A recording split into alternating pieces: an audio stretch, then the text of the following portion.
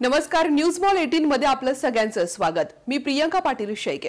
जाणून घेऊयात न्यूज मॉलच्या खास घडामोडी। महाराष्ट्राच्या सामाजिक आणि राजकीय क्षितिजावर उदयोन्मुख होत असलेल्या व्यक्तिमत्वांमध्ये विवेक कोल्हे हे नाव प्रामुख्याने पुढे येते।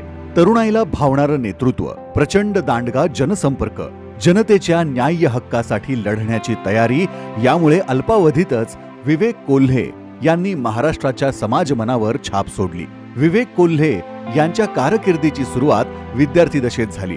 विद्यार्थी चळवळीत असताना महाविद्यालय व्यवस्थापन आणि विद्यार्थी यांच्यामध्ये कायम समन्वयाची भूमिका मांडून त्यांच्या प्रश्नासाठी वेळप्रसंगी नरमाईने तर कधी आपल्या आक्रमक शैलीने बाजू मांडत न्याय देण्याचा त्यांचा प्रामाणिक प्रयत्न नेहमी असायचा। के वाघ अभियांत्रिकी महाविद्यालय स्थापत्य विभागात शिक्षण घेत असताना तृतीय आणि चतुर्थ वर्षात जनरल सेक्रेटरी म्हणून ते निवडून आले। या माध्यमातून त्यांनी विद्यार्थ्यांच्या प्रश्नासाठी जोरदार आवाज उठवला। कोल्हे कुटुंबाने कायम सेवा हाच धर्म या भूमिकेने काम केले। विवेक कोल्हे यांनी परिवाराचा हाच वारसा पुढे नेत सामाजिक कार्याला प्रथमतः प्राधान्य दिले। ग्रामीण महाराष्ट्रात प्रथमच कोपरगाव शहरात संजीवनी कॉल सेंटर सुरू करून कित्येक तरुणांना रोजगार मिळवून दिला। पुढे ते अहमदनगर जिल्हा बँकेत संचालक म्हणून निवडून आले। इथेच त्यांचा राजकीय प्रवास सुरू झाला। त्यांच्या कामातील कौशल्य आणि व्यवस्थापन चातुर्य पाहून त्यांना सहकारात नावाजलेला सहकार महर्षी शंकरराव कोल्हे सहकारी साखर कारखान्यावर चेअरमन म्हणून संधी मिळाली।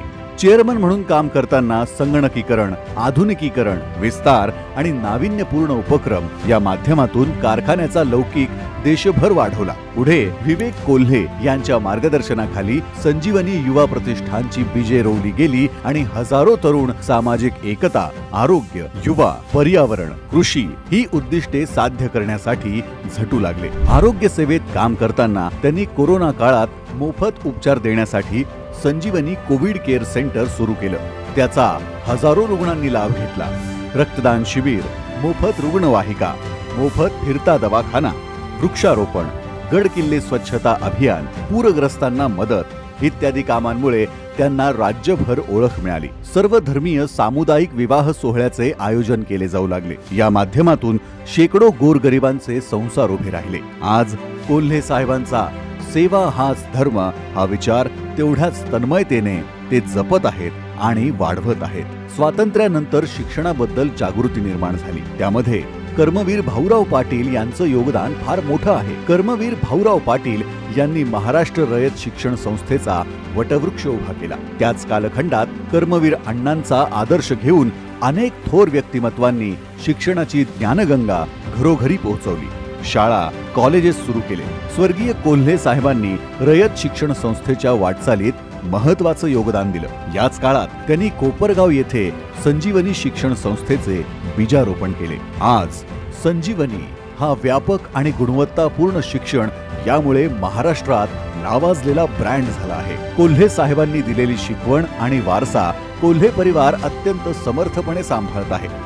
शिस्त, संस्कार आणि आधुनिक दृष्टिकोन यामुळे संजीवनी शिक्षण समूहाला विद्यापीठाचा दर्जा प्राप्त झाला आहे। विवेक कोल्हे आज मितीस सहकार महर्षी शंकरराव कोल्हे सहकारी साखर कारखान्याचे चेअरमन, जगातील सर्वात मोठी सहकारी संस्था इफ्कोचे सर्वात तरुण संचालक, कोपरगाव औद्योगिक वसाहतीचे चेअरमन, जिल्हा बँकेचे संचालक, राज्य सहकारी साखर कारखाना संघाचे सर्वात युवा संचालक म्हणून काम करत आहेत। त्यांना नुकताच नवभारत व नवराष्ट्र समूहाच्या वतीने दिला जाणारा तरुण आश्वासक नेता या पुरस्काराने सन्मानित करण्यात आला आहे। तसेच त्यांच्या अभ्यासू कार्यशैलीची नॅशनल शुगर इन्स्टिट्यूट कानपूर यांनी दखल घेत राष्ट्रीय पातळीवरील उत्कृष्ट उद्योजकता पुरस्कार त्यांना दिला आहे। कोल्हे कुटुंबाची सामाजिक बांधिलकी आणि कोपरगावच्या पहिल्या महिला आमदार सौ स्नेहलताताई कोल्हे यांनी दिलेले संस्कार तसेच जनतेबद्दलची अतीव तळमळ